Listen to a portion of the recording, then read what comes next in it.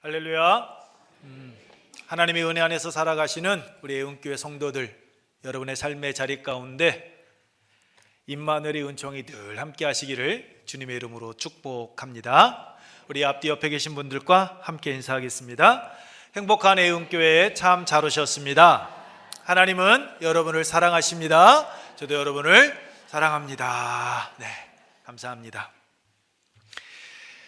네, 이제 2025년 우리 교회 표어 말씀 신명기 11장 1절 이제 오늘까지만 딱 하고 이제 다음 주에는 새 말씀을 하게 됩니다.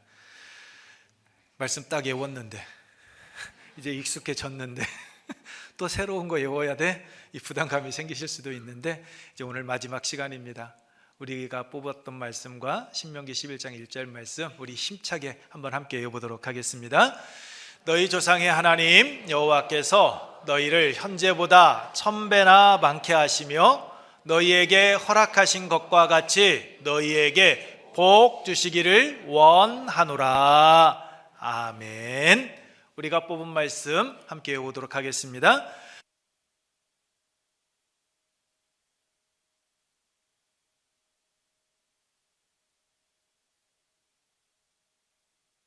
아멘.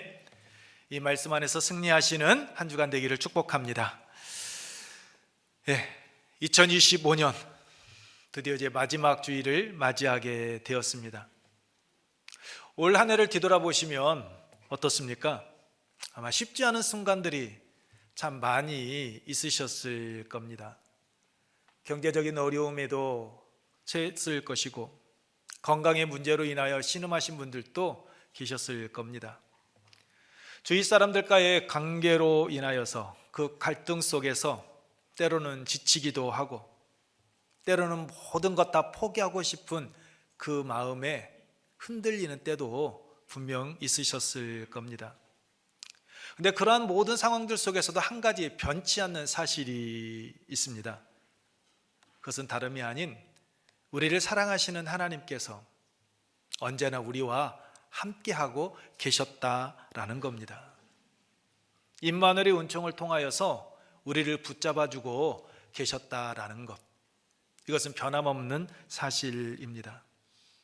눈에 보이지 않았어도 느껴지지 않았지만 모래 위의 발자국이라는 이야기와 같이 하나님은 우리를 안고 업고 품으며 우리의 손 꽉 잡고 하나님께서 우리의 걸음을 인도해 주셔서 오늘 이 자리까지 은혜로 인도해 주신 줄로 믿습니다. 이 하나님의 은혜가 밝아오는 2026년 새해에도 여러분의 삶 가운데 임하기를 소망합니다. 그래서 여러분의 마음 가운데 상처는 위로받고 또한 우리의 눈물은 소망이 되어지는 그러한 은혜의 길을 걸어가기를 주님의 이름으로 축복합니다. 오늘 본문 말씀을 보면 바디메오라라는 사람이 나옵니다.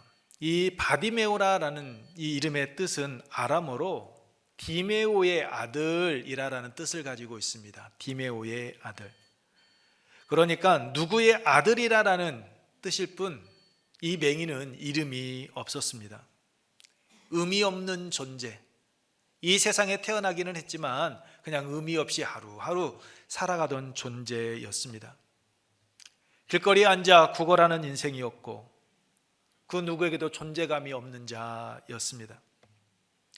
그렇게 사람들에게 버림받은 존재였던, 소외받는 존재였던 그가 오늘 말씀을 보게 되면 축복의 존재가 됩니다. 사람들에게 외면받던 존재에서 사랑받는 존재가 되어지는 것을 볼 수 있습니다. 지금까지는 고통과 서러움 속에서 힘들게 하루하루를 살아왔는데 이제는 그 모든 것을 떨쳐버리는 그러한 은혜 받은 자가 되었습니다. 바디메오의 존재의 변화를 가져온 이 은혜가 오늘 이 시간 하나님 자리에 나오셔서 예배드리고 계시는 여러분의 삶의 자리 가운데도 동일하게 임하기를 주님의 이름으로 축복합니다. 그렇다면 우리가 어떻게 할 때 바디메오와 같은 은혜를 받아 누리는 삶 살아갈 수 있을까요? 첫째, 하나님을 찾고 부르짖어야 합니다. 우리 함께 읽겠습니다. 하나님을 찾고 부르짖어야 합니다. 임정성 목사가 쓴 교회 창으로 세상 바라보기라는 책에 보게 되면 생명의 불꽃이라는 제목으로 가이드 포스트에 실린 13세 소녀 케이틀린의 이야기가 그 책 가운데 기록되어져 있습니다. 이 케이틀린은 뇌가균에 감염되어 병원에 입원을 하게 되었습니다. 병원에 입원해서 여러 가지 검사를 하다 보니 의학계에는 그 사례가 많지 않은 희귀병으로 판명이 되어졌습니다. 의사는 병원에서 계속 치료하는 것이 의미가 없으니 집에서 지내는 것이 좋겠다라고 그 부모에게 이야기했습니다. 가족은 그 의사의 말을 듣고 낙심할 수밖에 없었습니다. 그렇게 부모가 낙심하고 있는 가운데 케이틀린의 언니가 이렇게 이야기를 합니다. 하나님은 케이틀린에게 그분의 능력을 틀림없이 보여주실 거예요. 하나님은 케이틀린에게 그분의 능력을 틀림없이 보여주실 것입니다 라고 그렇게 믿음의 이야기를 한 겁니다. 이 이야기를 듣고 부모님이 힘을 얻습니다. 그리고 주위 사람들에게 케이틀린을 위해 함께 기도해 주십시오라고 요청을 했습니다. 이 케이틀린이 가망이 없다라는 말을 들은 사람들은 더욱더 주위 사람들에게 이 이야기를 했고 함께 기도해 주기 시작을 했습니다. 심지어 케이틀린에 대해서 전혀 모르는 사람까지 그 중보 기도에 힘을 실어 주었습니다. 그런데 얼마 지나지 않아 놀랍게도 케이틀린은 조금씩 회복되기 시작합니다. 어머니는 기도 후원자들에게 이렇게 이메일을 보냅니다. 머지않아 저의 딸 케이틀린이 직접 메일을 써서 보낼 것입니다. 이 모든 것은 다 하나님이 하시는 것입니다. 그렇습니다. 우리가 믿는 하나님은 우리의 기도를 들으시고 응답하시는 하나님이십니다. 그러므로 힘들고 어려운 상황 가운데 처했다할지라도 낙심하지 마시고 하나님을 찾고 부르짖으시기 바랍니다. 들으시는 하나님께서 여러분의 삶의 자리 가운데 반드시 응답하여 주실 줄 믿습니다. 바디메오를 보십시오. 바디메오는 본문 말씀과 같이 맹인이었습니다. 앞을 볼 수 없었습니다. 가진 것 하나 없는 힘든 삶을 살아가고 있었습니다. 46절 말씀처럼 길가에 앉아 자신의 생명을 연명해 가기 위하여 지나가던 사람들에게 구걸하며 하루하루 힘들게 살아가던 자였습니다. 이 바디메오가 앉아있던 이 길가는 단순한 자리가 아닙니다. 그것은 절망의 자리였습니다. 사람들에게 인정받지 못하고 사람들에게 밀려난 자리였습니다. 내일을 기약할 수 없는 그러한 소망이 없는 자리였습니다. 자신의 한계, 자신의 그 무능력함을 드러낼 수밖에 없는 자리였습니다. 그런데 사람들에게 버려진 자리였고 절망과 무능력함과 자신의 한계를 보여주던 그 자리가 은혜의 자리가 되었습니다. 바디메오는 어떻게 자신의 그 무능력함, 자신의 그 한계를 드러내는 그 절망의 자리를 자신이 새로운 삶을 살아가는 은혜의 자리로 만들었습니까? 그것은 예수님께서 지나가신다는 소식을 듣고 47절과 48절에 말씀하고 있듯이 예수님을 찾고 부르짖었기 때문입니다. 바디메오는 예수님께서 지나가는 그 소식을 듣고 그는 침묵하지 않았습니다. 좌절 속에서 낙심하고 주저앉아 있지도 않았습니다. 믿음으로 주님을 찾고 부르짖었습니다. 다윗의 자손 예수여, 나를 불쌍히 여기소서. 다윗의 자손이여, 나를 불쌍히 여기소서라고 예수님을 찾았습니다. 그 부르짖음을 들으신 예수님께서 가던 걸음을 멈추시고 그를 부르셨습니다. 성탄절에 말씀을 드린 것처럼 예수님께서는 누가복음 19장 10절 말씀처럼 잃어버린 자를 찾아 구원하기 위하여 이 땅에 오신 분이셨기에 그 간절하게 부르짖는 바디메오의 그 부르짖음 외면치 않으셨습니다. 걸음을 멈추고 그를 바라보셨습니다. 그 순간 이 바디메오를 뒤덮고 있던 인생의 먹구름은 이제 서서히 걷히고 은혜의 햇살이 그에게 비춰지기 시작한 겁니다. 예수님을 향한 그 한마디의 부르짖음, 다윗의 자손 예수여, 나를 불쌍히 여기소서라는 그 부르짖음이 그 절망의 자리를 은혜의 자리로 만드는 축복의 자리가 되게 한 것입니다. 사랑하는 성도 여러분, 바디메오에게만 이 은혜는 오늘 우리의 삶의 자리에서도 동일하게 임하고 있는 줄로 믿습니다. 우리도 때로는 길가와 같은 그러한 순간에 놓일 때가 있습니다. 사람들이 내가 하는 말, 내가 하는 행동 이해해 주지 않습니다. 그로 인하여서 점점 더 사람들과의 관계는 멀어져 가고, 내가 아무리 애써도 내가 처한 상황은 달라지지 아니하는, 그로 인하여서 모든 것 포기하고 내려놓고 싶은, 주저앉고 싶은 자리에 우리가 놓일 때가 있습니다. 육체적인 질병으로 인하여 신음할 때도 있습니다. 남들에게 아쉬운 소리 하지 않으려 하려고, 남들에게 부끄러운 삶 살아가지 않으려고 이른 아침부터 늦은 시간까지 땀 흘리며 열심히 살아왔는데 왜 내 앞에 놓여져 있는 인생의 장애물들은 거치지 아니하고 매일같이 이렇게 힘든 일들만 생깁니까? 라고 하나님께 하소연하며 눈물로 하루하루를 보내고 계시는 분들도 분명히 계실 겁니다. 모든 것 포기하고 싶은 마음, 지금 내가 처한 삶의 자리에서 도망치고 싶은 마음, 그런 마음 분명히 처하는 이들 있을 겁니다. 그때 우리가 해야 할 일은 다른 것 아닙니다. 오늘 본문에 나오는 바디메오처럼 다윗의 자손 예수 그리스도, 메시아이신 예수 그리스도, 우리를 위하여 이 땅에 오셔서 십자가에 당신의 몸을 기꺼이 내어주신 그 예수 그리스도를 부르고 찾고 붙잡는 것, 그것이 오늘 우리의 삶의 자리를 은혜의 자리로 만들어가는 출발점인 줄로 믿습니다. 주님, 나를 불쌍히 여겨 주옵소서, 주님, 나를 불쌍히 여겨 주옵소서라고 우리가 이렇게 주님을 찾으며 붙잡을 때 예수님은 결코 우리를 외면하지 않습니다. 우리를 바라보고 계시는 그 사랑의 눈으로 우리를 안고 품어주십니다. 우리가 주님을 찾고 부르는 그 순간 우리의 그 절망의 자리를 소망의 자리로 만들어 주십니다. 우리의 눈물 닦아주시고 우리의 삶을 새롭게 회복시켜 주실 줄로 믿습니다. 그러므로 주님을 찾으십시오. 부르짖으시기 바랍니다. 만나주시고 들으시는 은혜를 우리의 삶 가운데 더하여 주실 줄로 믿습니다. 하나님께서는 에레미야에게 말씀해 주셨습니다. 에레미야 33장 3절 말씀입니다. 우리 함께 읽겠습니다. 너는 내게 부르짖으라. 내가 내게 응답하겠고 내가 알지 못하는 크고 은밀한 일을 내게 보이리라. 아멘. 바디메오가 안고 있던 인생의 문제를 해결해 주신 주님, 부르짖을 때 응답하시겠다고, 부르짖을 때 크고 은밀한 일을 우리에게 보여주시겠다고 하신 이 약속의 말씀이 오늘 우리가 안고 있는 모든 문제를 해결해 주시는 약속의 말씀으로, 능력의 말씀으로 우리의 삶 가운데에서 반드시 빛을 발할 줄로 믿습니다. 우리의 아픔, 우리의 상처 싸매어 주시고 우리를 깨끗하게 치유하여 주실 줄로 믿습니다.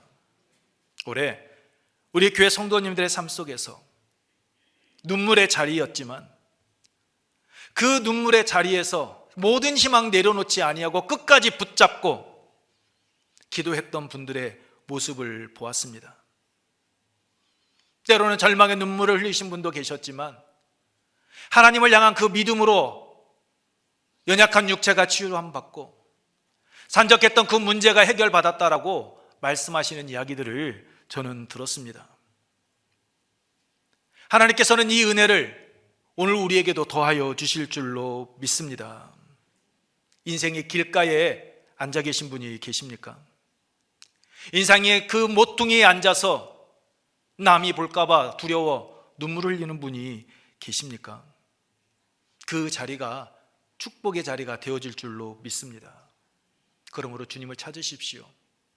부르짖으시기 바랍니다. 2025년 한 해가 저물어 가는 것 같지만 2026년 새해가 우리에게 다가오고 있듯이 우리가 앉아있는 그 길가, 그 모퉁이 자리는 하나님의 은혜의 자리로 변화되게 될 줄로 믿습니다. 우리가 주님을 찾고 부르짖을 때 그 자리는 우리 인생에 있어서 새로운 출발점이 될 줄 믿습니다. 그러므로 매 순간 하나님을 바라보십시오. 그리고 찾고 믿음으로 아뢰시기 바랍니다. 그래서 주님의 은혜 안에서 날마다 새롭게 주님의 은혜를 받아 누리는 우리 은혜 가족들, 여러분의 삶의 자리가 되기를 축복합니다. 두 번째는 분명한 목적이 있어야 합니다. 우리 함께 읽습니다. 분명한 목적이 있어야 합니다. 그렇습니다. 믿음으로 주님께 부르짖을 때 분명한 목적을 가지고 우리는 부르짖어야 합니다. 바디메오는 무작정 예수님을 찾고 감정에 이끌려서 나를 불쌍히 여겨 달라고 소리친 것 아니었습니다. 그는 자신이 무엇이 필요한지, 자신이 왜 예수님을 지금 찾고 있는지 그는 분명히 알고 있었습니다. 그래서 51절에서 주님께서 내게 무엇하여 주기를 원하느냐라고 물어보실 때 그는 주저하지 않고 대답하였던 것입니다. 51절 말씀입니다. 함께 읽겠습니다. 예수께서 말씀하여 이르시되 내게 무엇을 하여 주기를 원하느냐? 맹인이 이르되 선생님이여 보기를 원하나이다. 아멘. 바디메오는 한평생 길가에 앉아 지나가던 사람들에게 구걸하던 사람이었습니다. 돈 한 푼 주십시오. 이것이 입에 밴 사람이었습니다. 이미 그것이 습관이 되어져 있던 자였습니다. 그런데 그가 내게 무엇하여 주기를 원하느냐라는 말에 돈을 구하지 않습니다. 자신의 굶주린 배 채울 수 있도록 빵, 떡 달라고 요구하지 않습니다. 자신이 행복한 삶을 살아가는 데 있어서 장애가 되어지고 있는 그 근본적인 문제, 앞을 보지 못하는 문제를 해결해 달라고 이야기합니다. 선생님이여 보기를 원하나이다. 선생님이여 보기를 원하나이다. 그는 보기를 원했습니다. 자신의 그 간절한 소망, 자신이 왜 예수님을 지금 찾고 부르짖고 있는지 그 목적을 알았습니다. 자신도 예수님을 만나면 마가복음 8장 22절에 나오는 베세다의 맹인과 같이 앞을 볼 수 있을 것이다 라는 그 소망을 품고 그는 예수님을 만나기를 소망하고 있었기 때문입니다. 그래서 사람들의 꾸짖음과 비난에도 아랑곳하지 않고 다윗의 자손 예수여 나를 불쌍히 여기소서, 다윗의 자손이여 나를 불쌍히 여기소서라고 그는 그렇게 부르짖었던 겁니다. 그리고 예수님의 질문 앞에 보기를 원합니다라고 대답한 겁니다. 왜냐하면 그는 예수님을 다윗의 자손 메시아로 확실히 믿었기 때문입니다. 바디메오는 막연하게 구하지 않았습니다. 자신의 그 잠깐의 그 굶주림을 해결할 수 있는 것, 눈앞의 필요만을 외치지 않았습니다. 자신이 가는 그 인생길, 가로막고 있는 그 문제를 예수님께 아뢰었습니다. 분명한 목적을 가지고 그는 예수님을 찾고 부르짖었던 겁니다.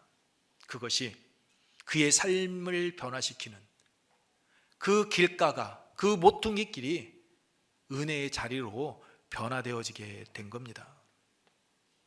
여기서 우리가 한 가지 더 기억해야 될 것이 있습니다. 이렇게 확신에 찬 믿음의 고백이 열매를 맺기 위해서는 기회가 주어졌을 때 그 기회를 붙잡아야 한다라는 겁니다. 말씀을 듣고 마음에 품고 묵상하는 과정 속에서 믿음이 자란다 할지라도 그 믿음의 기회가 주어졌을 때 붙잡지 않으면 아무 열매 맺지 못합니다. 이것이 바디메오에게 임한 은혜를 우리가 받아 누리게 되는 세 번째 방법입니다. 세 번째입니다. 우리 함께 읽겠습니다. 기회를 붙잡을 줄 아는 믿음의 눈을 떠야 합니다. 그렇습니다. 기회를 붙잡을 줄 아는 믿음의 눈. 하나님께서 이것을 지금 나에게 주신 기회구나라고 그것을 믿음으로 받을 줄 알아야 한다라는 겁니다. 아무리 하나님 앞에 나와 간구하고 내가 분명한 목적을 가지고 나아갔다 할지라도 지금 이 순간이 하나님께서 나에게 주신 기회다라는 것을 깨닫지 못하면, 그것을 바라보지 못하면 우리는 하나님께서 우리에게 허락하신 그 은혜, 우리의 삶의 자리에서 받아 누릴 수가 없습니다. 바디메오의 믿음은 단지 그 마음속에 간직하는 믿음 아니었습니다. 행동하는 믿음이었습니다. 기회가 주어졌을 때 그 기회를 놓치지 않고 붙잡을 줄 아는 믿음의 사람, 그가 바디메오였습니다. 47절 말씀 보십시오. 나사렛 예수시란 말을 듣고 소리질러 이르되 라고 말씀하고 있습니다. 나사렛 예수시란 말을 듣고, 예수님께서 여리고 성을 지나가신다라는 소식을 들었을 때 바디메오 주저하지 않았습니다. 그는 머뭇거리지 않았습니다. 하나님께서 자신에게 주신 기회에 은혜의 때다라고 그는 확신했습니다. 그래서 주변 사람들의 그 방해에도 굴하지 않습니다. 주위 사람들이 꾸짖음에도 불구하고 그는 침묵하지 않습니다. 더 크게 외치며 주님을 찾았습니다. 다윗의 자손 예수여, 나를 불쌍히 여기소서라고. 다른 사람들에게는 지나가는 행렬에 불과했습니다. 하지만 앞을 보지 못해 두를 수밖에 없었던 바디메오에게는 그 지나가는 사람들의 그 웅성거리는 소리, 그 행렬이 자신에게는 다시는 돌아오지 않을 그 절호의 기회였다라는 것을 그는 알았던 겁니다.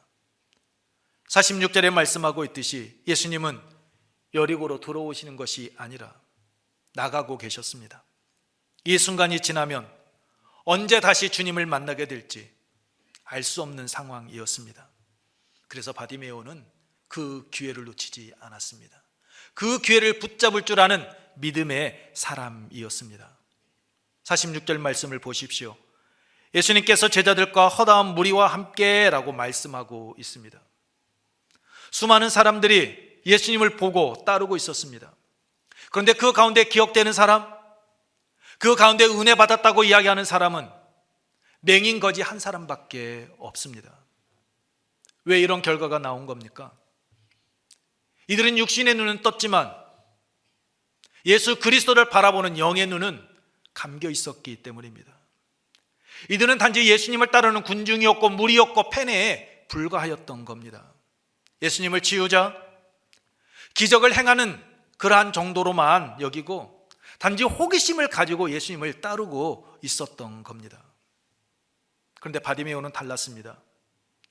육의 눈은 감겨 있었습니다. 앞을 볼 수 없었습니다. 하지만 그의 영적인 눈, 그의 믿음의 눈은 활짝 열려 있었습니다. 그래서 예수님을 다윗의 자손 메시아로 믿고 믿음의 눈으로 다윗의 자손 예수여, 나를 불쌍히 여기소서라고 부르짖었던 겁니다. 예수님을 만나기만 하면, 예수님께서 자신을 만져주시기만 하면 벳세다의 맹인과 같이 나도 고침을 받을 수 있다, 보게 될 것이다 라는 그런 확실한 믿음을 그는 품고 있었기 때문입니다. 어떻게 이런 믿음 갖게 되었습니까? 47절에서 예수시란 말을 듣고 소리를 지른 것처럼 그는 이미 예수님에 대한 소문을 들어 알고 있었기 때문입니다. 비록 눈은 볼 수 없었지만 그의 귀는 열려 있었습니다. 그래서 여리고성 길가에 앉아 구걸하면서 성을 오고 가는 사람들이 주고받는 이야기를 그는 계속해서 들었던 겁니다. 나사렛 예수라는 사람이 있는데 그가 귀신을 쫓아낸다, 중풍병자를 고쳤다, 죽은 자를 살려냈다, 무엇보다도 맹인 벳세다의 맹인을 고쳐 주었다라는 말, 이런저런 소문을 이 바디메오는 들어 알고 있었던 겁니다. 로마서 10장 17절에 믿음은 들음에서 나며라고 말씀하고 있듯이 예수님에 대해서 계속해서 듣다 보니 그의 믿음은 자라나고 있었던 겁니다.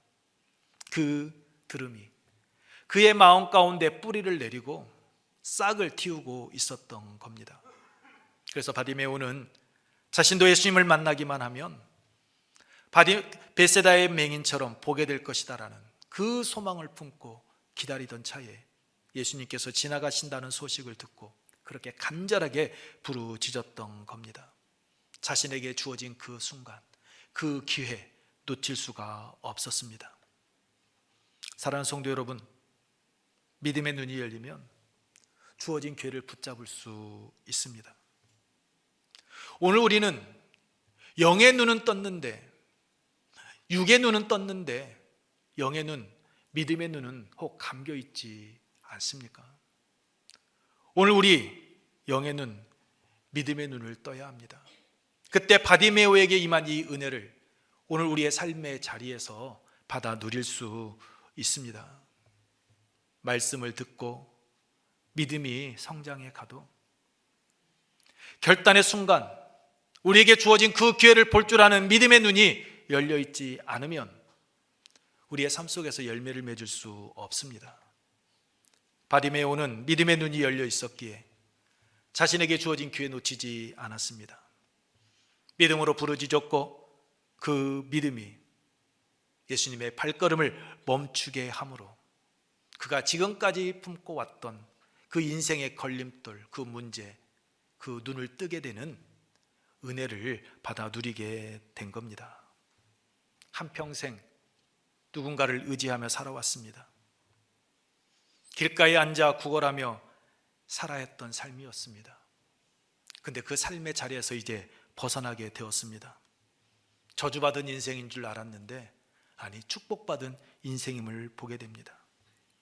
소외된 자였는데 이제는 사랑받는 자로 변화되어졌습니다. 길가에 앉아있던 인생이 이제는 예수님을 따르는 그러한 인생으로 변화되어졌습니다. 기회가 주어졌을 때 믿음으로 붙잡아서 그의 인생을 바꾸는 그러한 자리가 되게 한 것입니다.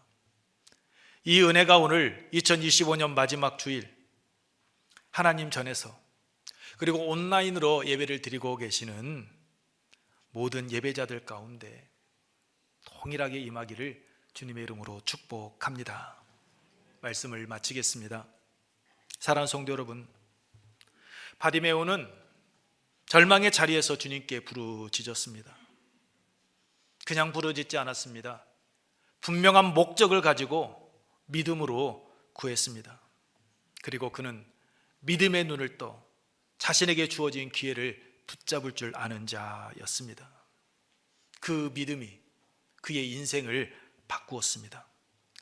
오늘 우리에게도 이러한 은혜가 임하고 있는 줄로 믿습니다. 우리에게 이 은혜를 주시기 위하여 예수 그리스도는 이 땅에 오셨고 그리고 승천하시면서 성령 하나님을 우리 안에 보내주셨습니다. 그러므로 지금도 우리와 함께하고 계시는 그 성령 하나님, 그분을 바라보고 의지하며 매일의 삶 속에서 분명한 목적을 가지고 주님을 찾으십시오. 하나님께서 허락하신 삶의 자리에서 믿음의 눈으로 바라보시기 바랍니다. 그리고 기회가 주어졌을 때 주저하지 마시고 믿음으로 붙잡고 나아가시기 바랍니다. 그래서 하나님께서 허락하신 삶의 자리에서 범사의 평안을 고백하고 형통의 길을 걸어가는 우리의 은혜 가족들, 여러분의 삶의 자리가 되기를 주님의 이름으로 축복합니다. 이 시간 우리 함께 찬양하며 기도하도록 하겠습니다.